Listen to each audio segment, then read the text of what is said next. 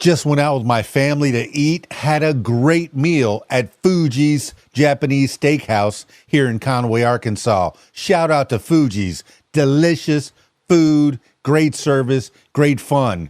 But that got me to thinking, we eat that kind of stuff now, but what did they eat 100 years ago? What did people eat for dinner in the 1920s? Family dinner has been a mainstay of U.S. households since the mid-19th century, when men increasingly began to work and eat lunch, once considered the main meal of the day, outside the home. By the 1920s, the food rationing of World War I was a thing of the past, and the Roaring '20s brought economic prosperity for many Americans. When families sat down for dinner in this era, they could expect a menu typically consisting of a meat, a starch, and a side dish.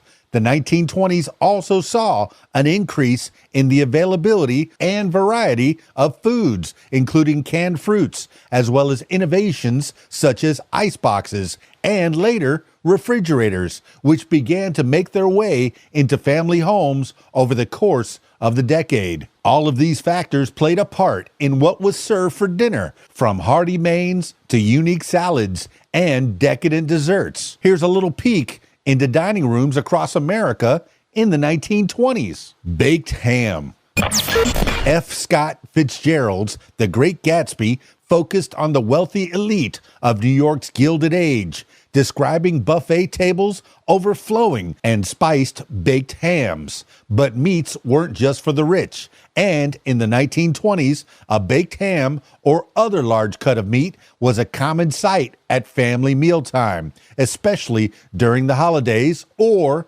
as a centerpiece of a Sunday dinner. A popular glazed ham recipe involved studding the outside with cloves, canned pineapple rings, and maraschino cherries. With the invention of Wonder Bread and the proliferation of sliced bread in the same decade, leftover ham sandwiches were also a lunchbox fixture. Chicken a la king.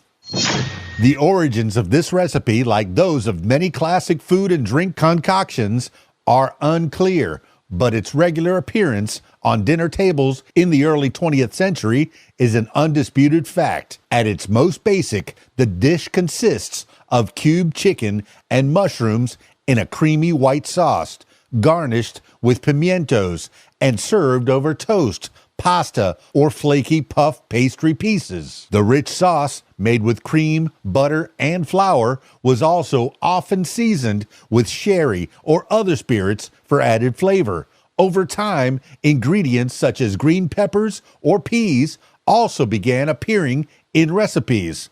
The beloved comfort food grew even more popular in later years, reaching its peak during the 1950s, when it fell out of favor in subsequent decades. It can often still be found as a canned or frozen entree in grocery stores. How about this one? Stuffed celery. Hors d'oeuvres enjoyed immense popularity in the 1920s.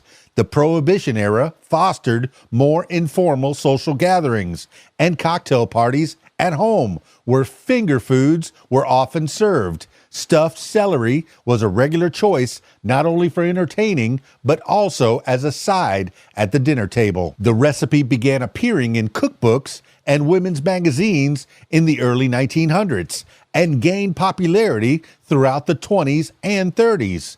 The basic premise remained simple: chilled celery stalks filled with cream cheese, which was mixed with toppings such as tuna, lobster, crab, or more commonly, olives and pimientos. Olives and pimientos were also used in cheese and olive salad, which was served on leaves of lettuce. Let's talk about Waldorf salad.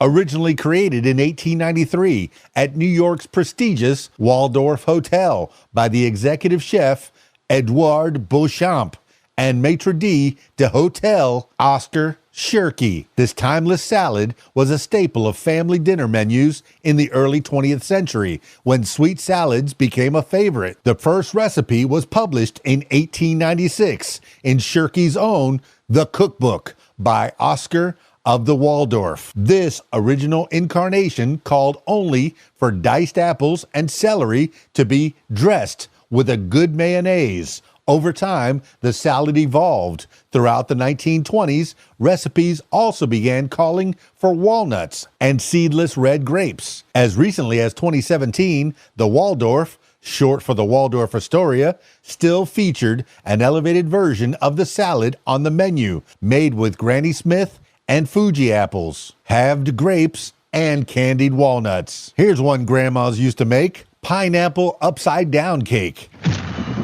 Thanks to advancements in canning and a boom in the Hawaiian pineapple industry, canned pineapple enjoyed newfound popularity in the U.S. in the 1920s. The sweet golden rings were used not just as a garnish for baked hams, but in baked goods too, most notably in the pineapple upside down cake. The all-American dessert was an adaptation of already popular skillet cakes, previously made with fruits such as apples or cherries. It gained a new audience after Dole, then known as the Hawaiian Pineapple Company, held a pineapple recipe contest in 1925. Dole received 2,500 recipes for pineapple upside-down cake alone, and the published recipe, which appeared in a Dole cookbook as well as in magazines, helped it find a whole new audience. The syrupy sweet tropical dessert has remained a family dinner favorite for decades, through the 1960s and beyond. Don't know how to bake? How about icebox cake?